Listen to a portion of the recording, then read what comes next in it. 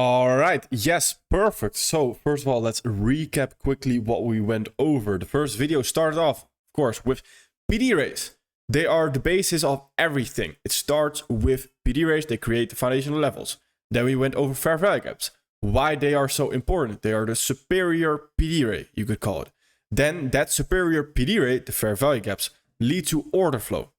That order flow basically tells us everything, where the market wants to go towards, where is it coming from, everything. But we need to understand it's relative, as in it's relative to every time frame that we are looking at. So that is very important. Then that order flow, what we briefly touched on at the end of the video, is that creates context. That order flow creates context, and that is exactly what we are going to go over today. So we are zooming in more and more and more. We first off start with an eagle eyes view, so a big overview of the market, and now we're zooming in more and more and more. And that leads us to having context as well. So what exactly is context? What are the different types of context as well? And how can we use it in our trading? That is very important. So the first thing that we need to understand is, again, order flow leads to context. So yes, there is context, but first, there's a reason why we made the first 3 videos first, because that leads to our context eventually. So you are always looking to trade context, whether it's an unusual context or the usual context. That's the 2 types that we're going to go over. You're always trading in context. So for example, if I ask you, what's the context of this trade? Then you always have some type of context. There's always a context that you can show me. If there's no context, then likely it's not a good trade. So you are always trading context, and that means that it's always a protected high and, well, or a protected low. Because if you're bullish, of course, you're looking to target an unprotected high. If you are bearish, you're looking to target an unprotected low. And of course, if you're bullish, you have a protected low that you're trading off of. And if you're bearish, you have a protected high that you're trading off of. Now, what does that mean? Again, all things that we're going to go over. The target is a previous X high or a previous X low, and or a swing high / low. Those are your usual targets. In targets beyond the context high / low, we can target other PD arrays. So what does that all mean? What we're going to go over right now. So again, we established here on GJ, on GBP JPY, that we had bullish bias. So direction was overall bullish. With the direction being bullish, we target premium arrays. So at this moment in time, right there, we have one premium array that we can target, which is this high, potentially further to the left, but a target, that's something we're going to go over in a different video as well. Then the next step is narrative. All right, so if we can target a previous week high right there, how can we actually look to target it? Well, right here, we have this fair value gap. So if we are going higher, then we are going higher likely off of this weekly fair value gap that is sitting right there. All right, that is interesting. This creates overall our order flow because order flow was bullish, etc. Then that narrative goes hand in hand with the third step of the foundational levels, which is a boundary. A boundary means that it's a boundary to perform the next step. So in an algorithm, in a mechanical step-by-step guide, there is one step that leads to the next step. So a boundary right there is something that is the border. You could see it's the next that leads to the next step. If that boundary is fulfilled, so it's valid, then you can perform the next step. The boundary at the third step of the foundational levels at the top right means that it's the boundary to now go into the lower time frame to look for a potential entry pattern. That is what we mean with the boundary. That is the first step of the context. So that creates the PD rate that you want to trade off of in your context. Then the next step is the fourth step, and that is the target. So that is the target of your context. Both 3 and 4 together create context. they create context. That is why we have in brackets context right there. So before you get to the entry pattern, you know which PD array you want to look for where you want to look for your entry pattern, and you already know what you want to target as well, what your ultimate target is. So right here, we have established we might go higher off of this weekly Verwijkup right there, off of that discount array, because overall we're bullish. So we're looking for bullish context. All right, so we're having bullish context right there potentially. Well, perfect. If we come into that weekly Verwijkup right there, then the target is that previous week high, because that is what we touched on in the previous video at the end. With order flow and with context, we are moving from PD array to PD array. So from the discount array that we are coming into in a bullish context, the first premium array that we encounter, which is usually going to be 9 out of 10 times, that's going to be, and 9 out of 10 times, I also want that for you to be a previous X high, previous X low, or a swing high / swing low. That is your context target. Then later on, we'll also look to incorporate potentially fair value gaps, all the good stuff, all the other PD arrays. But your context high, and why is that a context high? Because right here, your context high is the target because you have bullish context. So the context high is the target. So the context high right there is the first premium array that we encounter, which is the previous week high right there. In a bearish context, so if we have bearish context, then the context low can again be a swing low, can be a previous X low, whatever it is at that current moment. So this, from this area, from that discount array that is sitting right there to that premium array, that first premium array, that area creates context. That is your context. So the move from the PD array to the PD array, that creates your context. Again, that context can't be established if you don't understand the first 3 videos right there.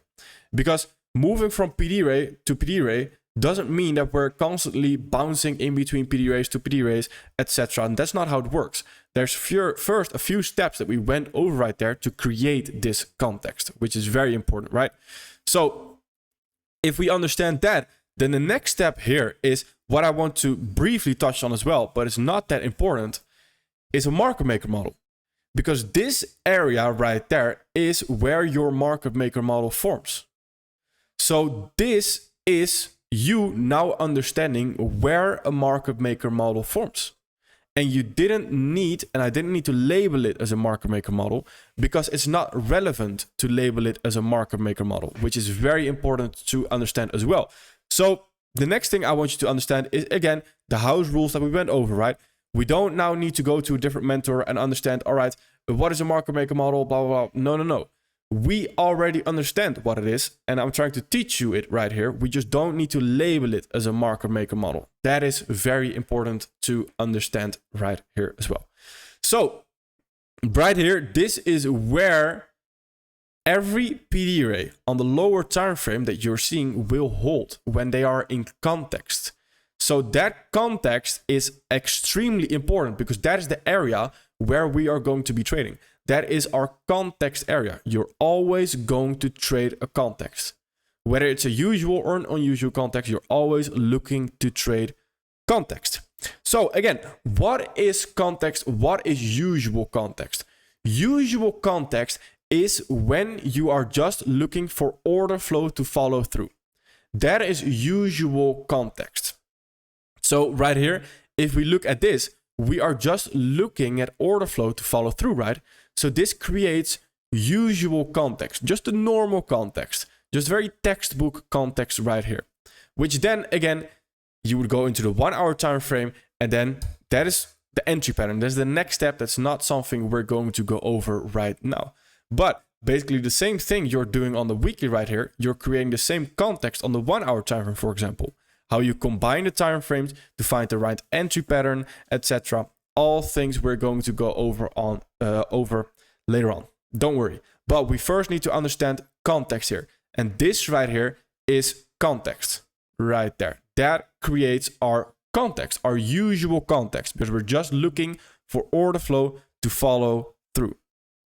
Then we also have the unusual context, because unusual context is what we briefly went over as well in the previous video, is where order flow is not following through.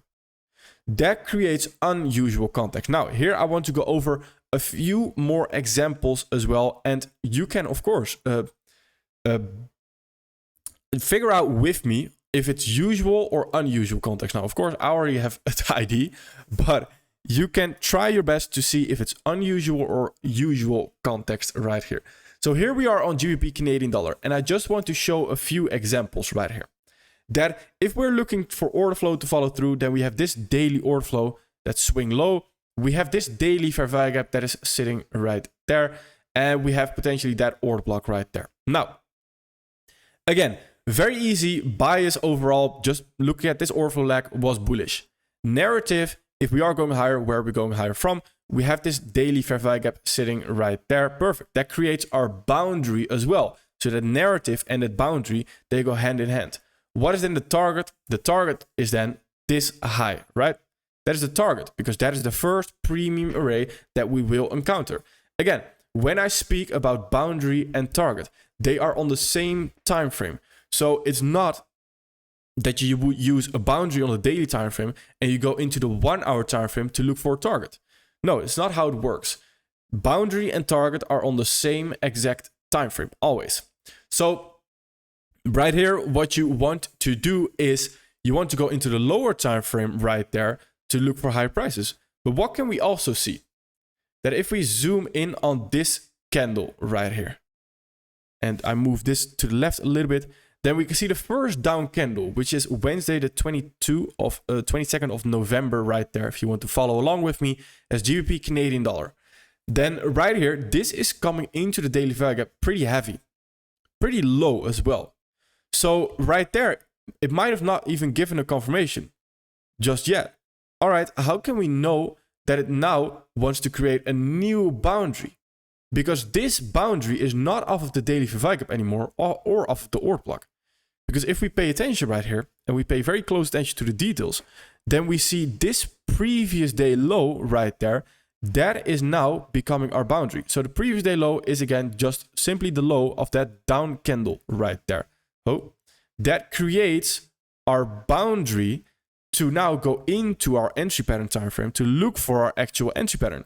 So that previous day low at that moment in time was our boundary to now go into the lower time frame to look for that target, to target the target. So it was this previous day low towards that high, which was our context right there, not the daily fair value gap anymore. Because the daily fair value gap, we already came into it. The order block, we already came into it the first day right there. And we didn't expand higher off of that. So then the previous day low becomes the boundary to trade off of. Because we always need a clear and a clean and a crispy discount array to look for a trade off of. So when a daily fair value gap has already been used, or an order block has already been traded into, has already been used up, then that can't act as a boundary anymore. Because we also need to understand, a boundary is a one-time thing.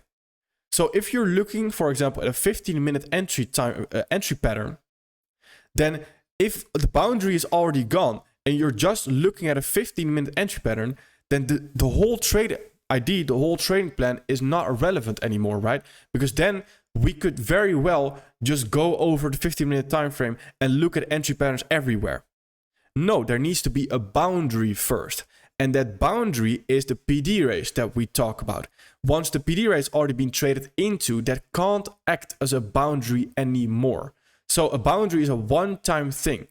And then you either get the entry pattern or you don't, and then you start all over again. Then you start with the bias, narrative, boundary, target, entry pattern.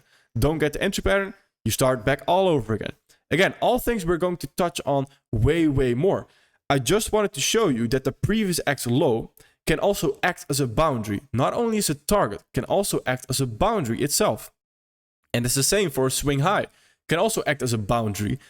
Doesn't always need to be just the target. Can also act as the boundary. Now, how can you know that we are going to sweep that previous X low right there? How can you know that we didn't want to expand higher of the Verweij gap, of the daily Verweij gap, of the daily order block right there, higher just yet on that day? And how do we know that previous X low was going to happen? That is things that we are going to go over with time as well, and with candle signs. So that is coming in the next few videos. I just need you to understand currently that is also context. So that also creates context and that boundary. That, it's very important to understand. We had 3 discount arrays here. The fair value gap, the order block, and the previous X low, the previous day low right there. So the boundary that was responsible for pushing price higher was the previous day low, was not the daily order block, was not the daily Verweij gap. Yes, they play a part for pushing price higher because they're part of our current order flow, but they are not the boundary for us to look at the entry pattern. That is important. That's what I'm trying to ingrain into your mind right here. Because if you're using the daily order block is quite big. So we need to get very accurate with our way of where we want to see higher prices from. Because the order block could have come into the open, could have come into there, could have come into it a little bit lower there, lower there, lower there, could have swept the low. So what is the boundary for us to go into the entry pattern to look for our entry pattern? That is very important, because if we use the whole daily Verweij gap, if we use the whole daily order block, then we have so much boundaries that we can justify a trade ID always. You don't want to be able to always justify a trade ID. You don't want to be trading every day. You want to have very great accuracy. That is our goal. So that is again when the previous day low right there is the boundary. Can also be a previous week low, for example. Whatever the context is right there. That's very important, and that's what we're going to dive into more as well. So that creates as well, this is what you call can be called a usual context still. I would still call this a usual context. It's a little bit of a variation to the usual context, but this is still a usual context overall. Then we are going to move into the unusual context. And this is where I'm going to use a little bit more examples, because I think it's a little bit harder to understand as well. And the unusual context is where we have disrespect context. Now, what does that look like? First, I need to take you through the whole idea right here, where at this moment in time, we had Canadian dollar CHF. And currently we are having, of course, just bearish order flow, but we are also potentially sweeping this low right there. And we're getting a very aggressive move higher right there. So it's like, all right, are we respecting this bearish order flow, or are we ready to create bullish order flow? At that moment in time, we could say, all right, we have just bearish order flow creating what? Creating bearish context overall. Now, if we ignore that and just look at the right side, so we are not trading off the premium array to the left side right there, then here we can see once price comes into this level right there, then that prevents a bullish monthly Verweij gap to be created. That prevention of the bullish Verweij gap being created also prevents a potential order flow lag to be created right there, which is then overall, again, a new boundary. That's a new boundary to look at potentially the weekly time frame to find your usual context. So the way unusual context works, it's a disrespect boundary. What does disrespect mean, etc.? All things that we're going to go over as well in a later video. It's a disrespect boundary that can allow you to go into the time frames below it to then look at a usual context. So right here, the lack of creation of that monthly Verweij gap higher allows us to now use that boundary to go into the weekly time frame to now look for our usual context. So the way you would approach that is, again, this is something we're going to go way more in depth on as well, on how you can know which high is protected, etc. But this is a general rule of thumb, where if we create that boundary, that disrespect on one time frame, you go one time frame below it. So monthly to the weekly. If it was on the weekly, you go into the daily. So the weekly here, you go into this and you just use your usual context, which is this right here. weekly fair value gap to that weekly low. To eventually, of course, what was the target on the monthly? This low right there. And that creates your weekly context, your usual context again. Which on the same thing that we can see right here is that if we make this very fractal, we can see that we have a move higher. And if you ignore this premium rate, then you can see that this candle, that bullish candle, if it was to be bullish, the weekly time frame, what should it have done? It should have created what? It should have created a bullish fair value gap. What is the lack of a creation of a bullish fair value gap? How can we know it's a lack of a creation? Well, we can know that there's not a fair value gap being created by simply understanding the 3 candle pattern that creates a fair value gap. 1, 2, the 3 should be higher, then should close higher than this right there. The wick should not come back towards this high of that first candle. All right, so if we know that, and this happens, hey, that is again now a boundary to do what? A boundary to potentially go into the daily time frame to look for daily fair value gaps lower, to look for that daily fair value gap right there for potentially an entry that creates again that boundary to then that target right there. And that is in that area again is where you want to have your entries, because that area is where your market maker model happens. So it's very crucial to understand that you're always trading in context. Once that context is gone, which is once the target has been reached, you need to be extremely careful with whatever you're doing. You don't want to take a trade immediately straight away anymore. You always want context. And the context ideally is on the time frames that are above you. So ideally on a monthly, if not on the monthly, ideally on the weekly, if not on the weekly, ideally on the daily, if not on the daily, ideally on the 4 hour, and so on. And the reason for that is because if it's on the daily or if it's on the monthly, then that creates the highest probability, because that is the strongest fair value gap. That's the strongest PD raise to take a trade off of. That will disrespect everything that's on the weekly. And the weekly is stronger than the daily. So ideally the weekly. The daily is stronger than the 4 hour. So ideally the daily. The 4 hour is stronger than the 1 hour. So ideally the 4 hour. If that makes sense. Hopefully that makes a lot of sense.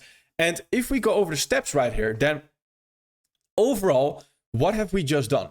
If we look at the monthly. Monthly overall was bearish. Just a bearish order flow, bearish context. We did sweep this low. So we needed an extra confirmation. Let's call it that way. Then at that moment, once we traded into this potential fair value gap, that first candle high right there, that created a bias, because the lack of creation of that new fair value gap higher created our bias that indeed we do want to continue lower. It showed intention that we still wanted to continue lower, which is then, all right, if we are continuing lower, the bias is bearish, then what is the target that it can reach for? Well, what is the discount array that is sitting right there? The discount array is this low right there. Then the next step is the narrative. All right, well, if we want to continue lower here on the monthly, where are we continuing lower from? Well, we just had this boundary, as in we just had the lack of creation of that order flow higher, of that fair value gap higher. Well, we can wait 3 months until we have potentially a month fair value gap, but that will not allow us to capitalize on this move, where the draw on liquidity is quite clear in the form of this low. So ideally, I want to already capitalize on it, which means that at this moment, since we don't have usual context, it can allow you to perform an extra step to go into the time frame below it right there, to go into the weekly, to find your premium array to now capitalize on the trade. Why into the weekly? Why not into the daily? Well, we also had a daily fair value gap in the form of this daily fair value gap. Why did this daily fair value gap at that moment in time not follow through and not create a new daily fair value gap lower? That is because we are creating a weekly fair value gap right there. So this is the whole weekly fair value gap at that moment in time. So that is again combining the time frames. What are we seeing? What is important? We need to understand we are also creating a weekly fair value gap. Then the next step right here is this weekly fair value gap then creates the narrative. Because if we are going lower, we now know where we are going lower from. The narrative. And that also creates the boundary. That boundary again creates the PD rate that we want to trade off of. So here, if we are going lower, where are we going lower from? We want to look at a premium array. That premium array is the boundary. What is the first target that we encounter? It's this low right there in context of the weekly. So that is the first target that we encounter. Then the next target is, of course, the monthly context that we had, because we had unusual context. Then the next thing is, if we go into the daily, and off that weekly right there, the bias was overall bearish, so direction was bearish. We want to target discount rates. Then right here, the narrative is, if we are going lower, where are we likely going lower from? We have this daily fair value gap sitting right there. That creates this target context right there. So we have context right there. If you were to go into the lower time frame, you would want to get involved in between this premium rate and that discount rate right there. All right, so that creates context within context within context. This is extremely high probability. And all that rests us to do right there is find an entry pattern and apply our risk management. Now, again, that is things that I want to go over later on. I just want you to fully understand and fully be capable to see every type of context that I select right here. So if this is a little bit overwhelming, then again, that's perfectly fine. Watch it a couple of times. It will make a lot of sense if you watch it a couple of times, do case studies, and find that unusual context and find that usual context in accordance with the videos that we've just gone over as well. So let's move on to the next example, which is going to be about ES, about the indices, because of course, it's all the same. It's all the same. We apply this on every single market. It's all the same right here. So at this moment in time, we had this daily fair value gap sitting right there. So we had this daily fair value gap, and then we also had a very easy target. So all I did right here was mark the closest discount array, and mark the closest premium array right there. Didn't take into account the previous day low, a little bit for further target as well, which you'll see the previous day low, previous day high comes in very handy later on. But right here, all right, we might want to continue higher off of this daily discount rate, because that's the one in context right now, right? If we are continuing higher, where are we likely continuing higher from? Well, we have the daily fair value gap right there. So that daily discount rate can be responsible to create that boundary, to then create the target, the entry pattern, whatever it is. All right, but what is the next step? Can we potentially look to trade towards the daily fair value gap? Because like I mentioned in the fair value gap video as well, the fair value gap on the higher time frame, on a weekly, monthly, daily, are not just fair value gaps to trade off of. They are also potentially fair value gaps to trade towards. Now, there's very specific conditions that later on in this mentorship we need to go over to fully understand that, to fully know what you are doing in regards to that. But right here, if we were to trade towards it, how could you do that? What could that look like? If we go into the 4 hour first, then the 4 hour we can see, all right, we are trying to push higher right here, but we are just not really doing so. We had previous order flow, which is sitting right there, which is already lower probability. And the reason it's already lower probability is because we just simply have this daily fair value gap below it. So it's already lower probability. Then we are not creating a new daily fair value gap higher off of that.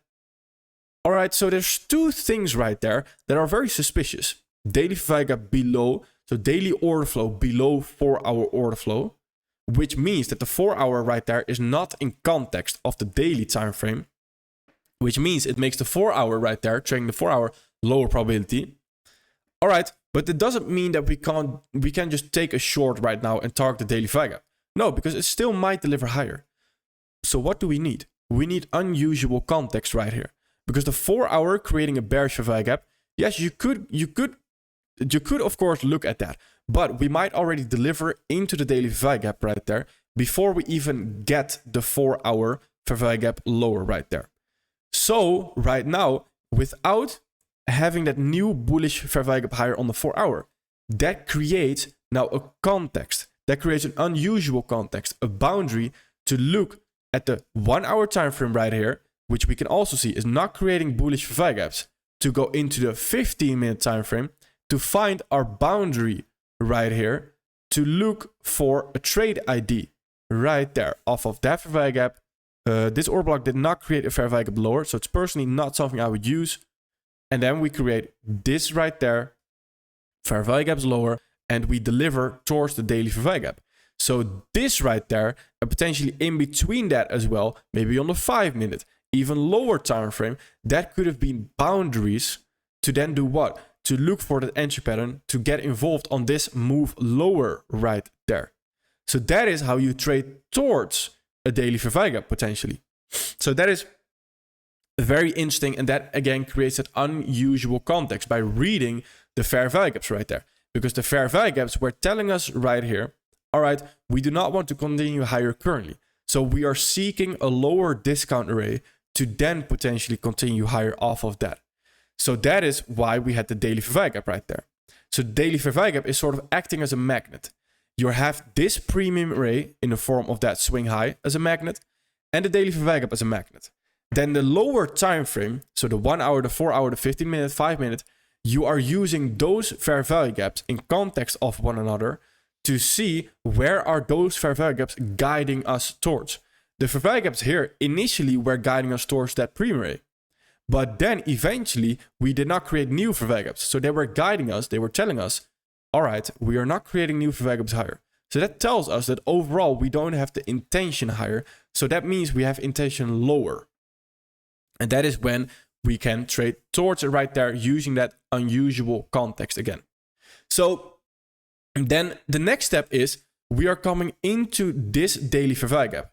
Now, this is again where I would expect a previous day low sweep to then continue higher off of that. Why a previous day low sweep to then continue higher off of that? Why did that previous day low sweep higher and then we continue higher? Well, because at that moment in time, we need to understand on this day, on the first day that we come into the daily fair value gap, now the boundary is to go into the 15-minute time frame, into your entry pattern time frame, to look at that boundary, which is the daily fair value gap, to look at this target right there, potentially, and potentially that target. All right, so then you use the entry pattern time frame to use this as a boundary to look for your entry pattern, to get involved, to target higher.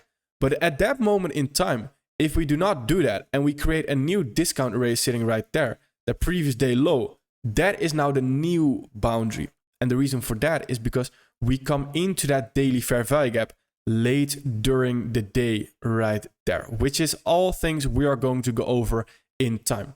So you can see I am getting a little bit potentially ahead of ourselves here. I'm getting quite advanced currently.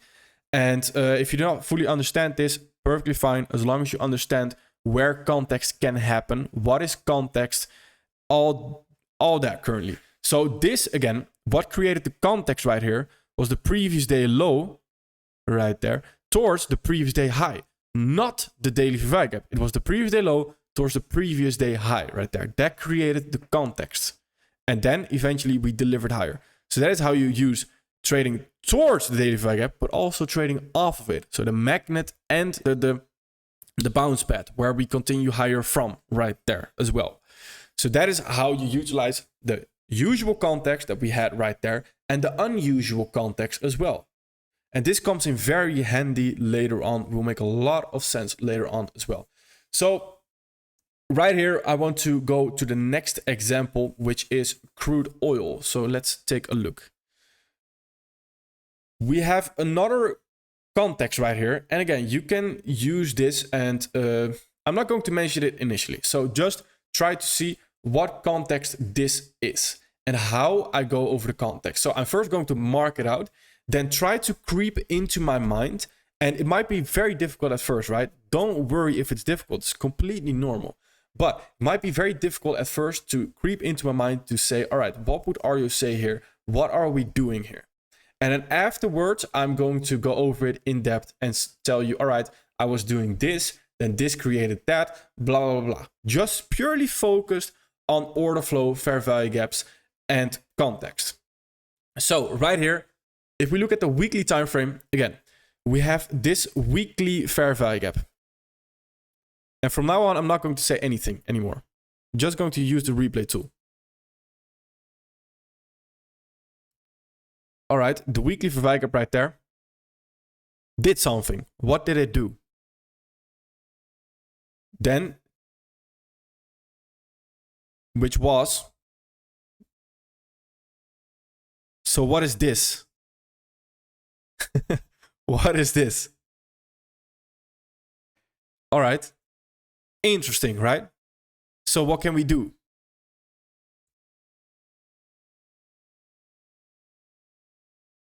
What did that do? All right. Interesting. So what can we do again? What does this create?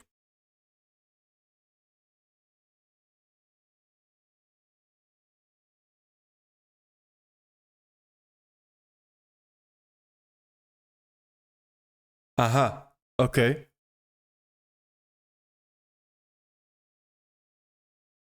And what happened there? Aha. Okay.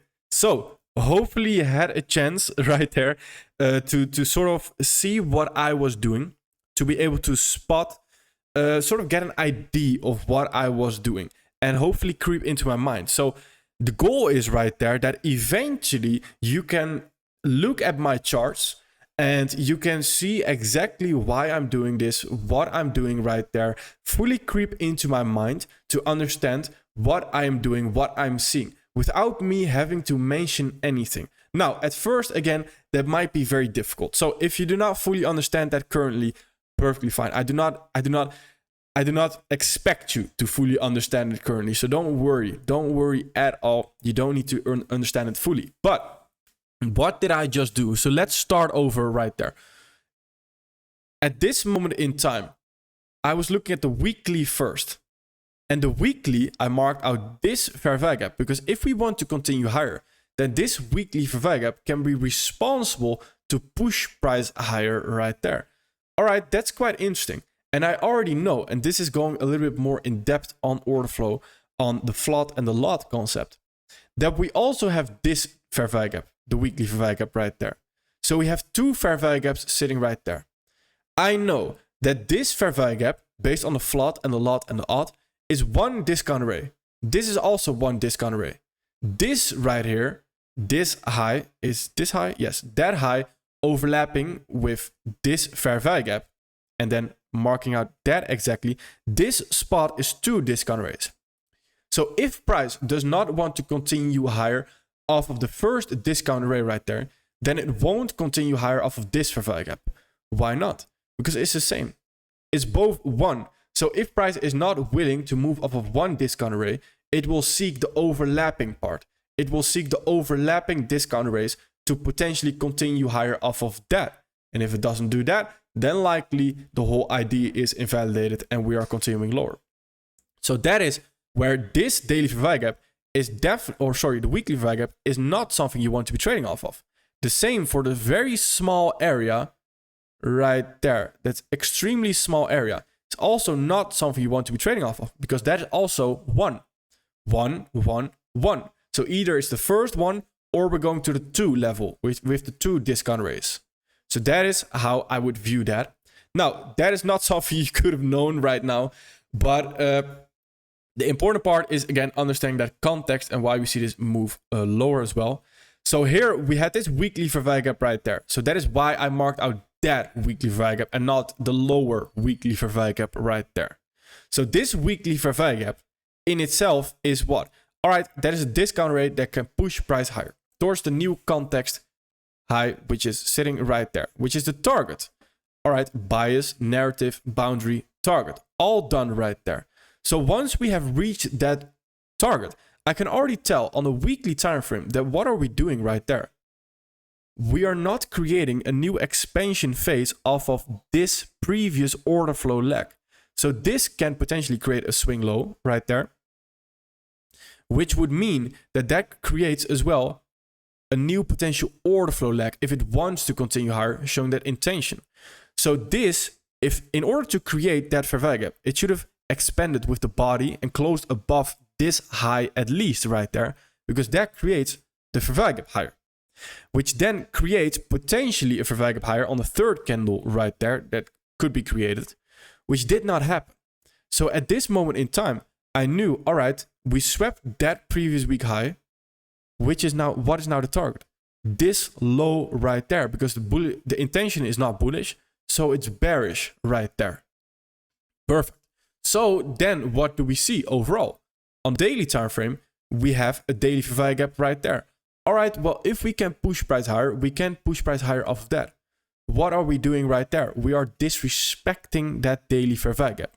And we're having an ST right there lower. Again, disrespecting that ST, all things that we are going to go deeper into as well. So this is something you might be very vague and you might have not understood at that moment in time. But then this unusual context, what happened on the weekly time frame, created the 4-hour usual context, where we just had this 4-hour order flow going lower right there. So the unusual context created the usual context again right there to continue lower off of that. And that is where we reached the target right there, which eventually the whole unusual context, and why I mentioned the overlapping part right there, is because then this whole unusual context allows you to go into the daily, to use the 4-hour right there to target this high within order flow going lower. And that is all constantly the unusual context, usual context. What do we have? Do we have unusual or usual context? Now, usual context at first is going to be easier to spot. Most likely, to 9 out of 10 people, it's going to be easier to spot. Unusual context requires also understanding fair value gaps a little bit more. So paying attention to details. But again, it's a full logical story. So if we dive into that logical story one last time right here with an actual live example right here. So this example, what I need you to understand is I assume that you have the basic understanding. So the very basic understanding of what I mean with unusual context and usual context. Do I assume that you fully understand it and you're the most advanced and you can go out there right now and have the boundary target? No, no, no. I don't expect that.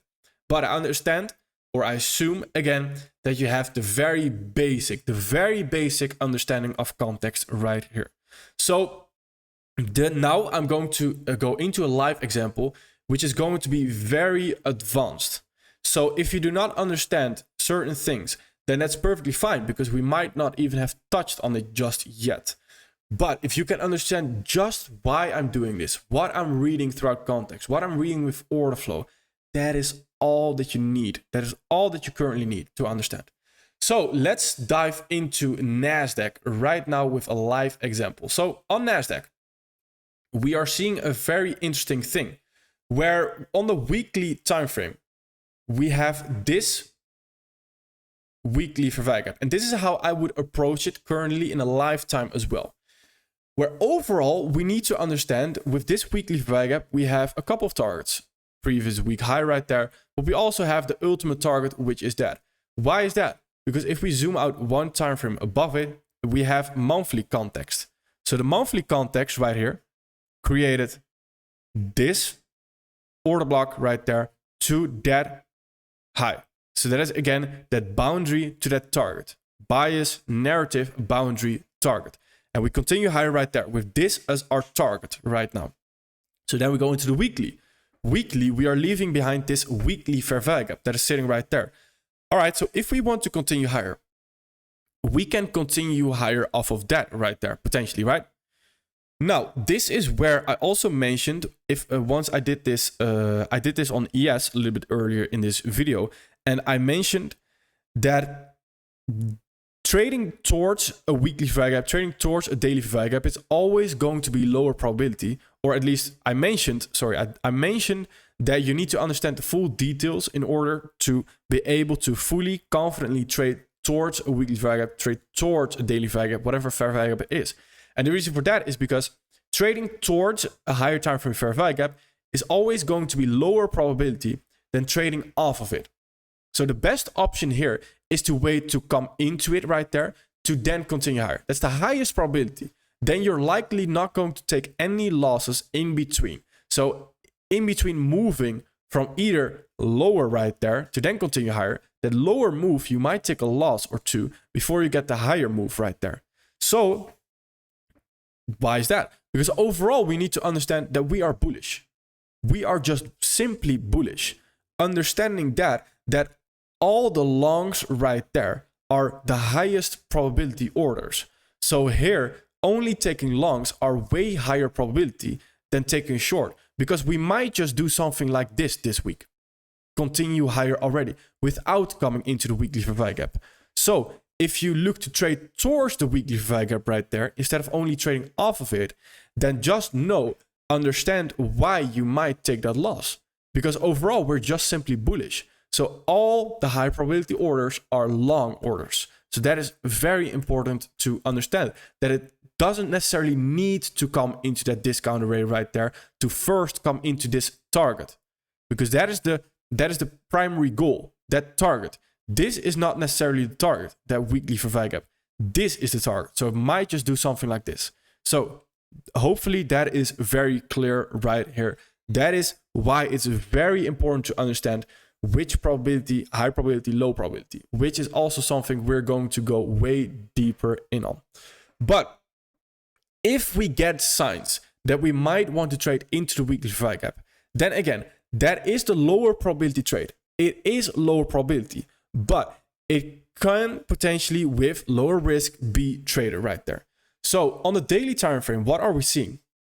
Well, on the daily time frame, we had the daily fair value gap that is sitting right there. So let me remove the weekly fair value gap a little bit to the right there.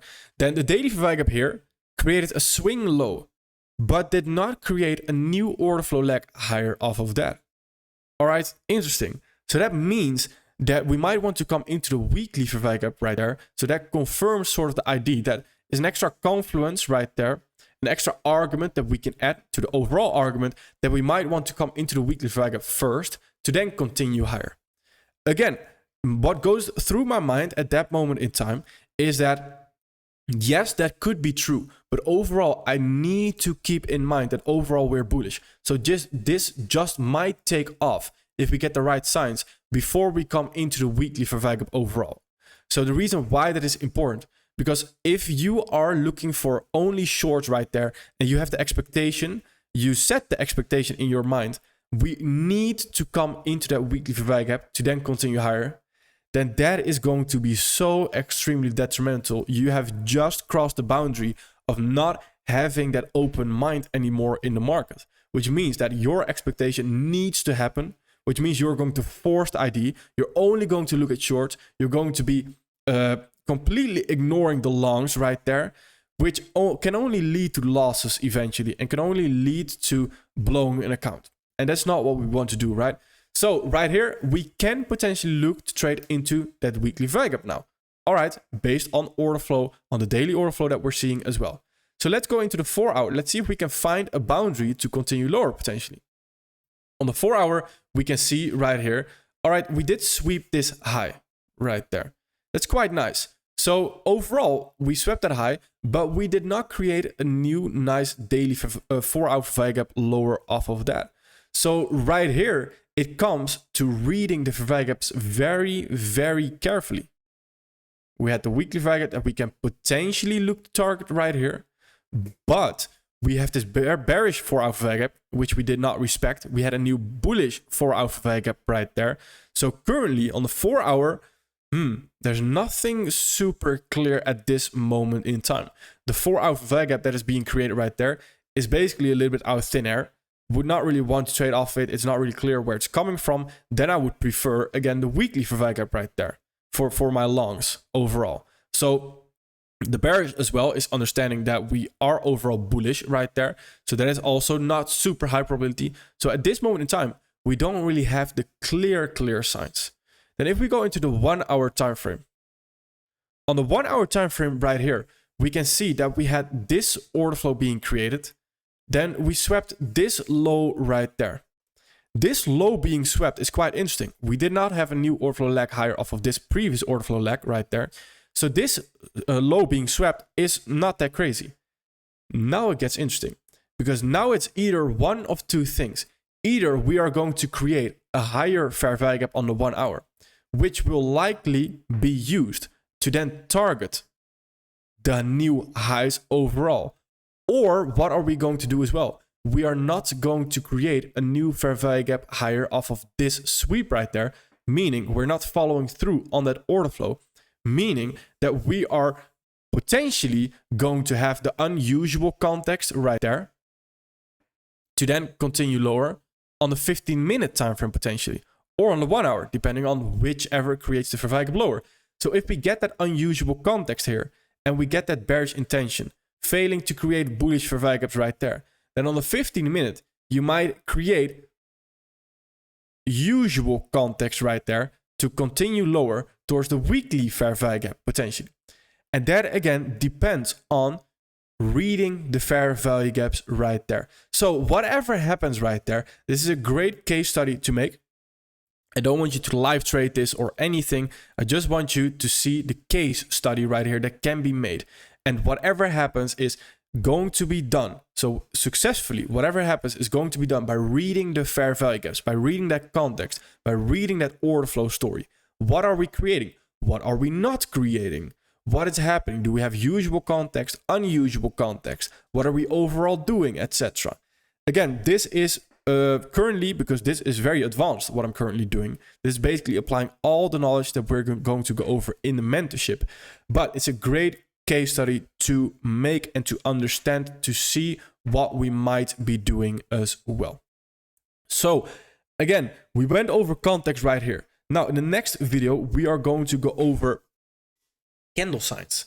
So candle signs, how that benefits us for context, for order flow, for fair value gaps, reading fair value gaps, what we can expect. For example, a previous X low sweep, previous X high sweep, etc.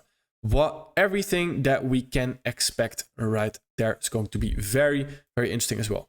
All right, please feel free again to make case studies and fully understand what I meant with context, usual context and unusual context. Try to study it before we move on to the next video as well. All right, perfect. Thank you.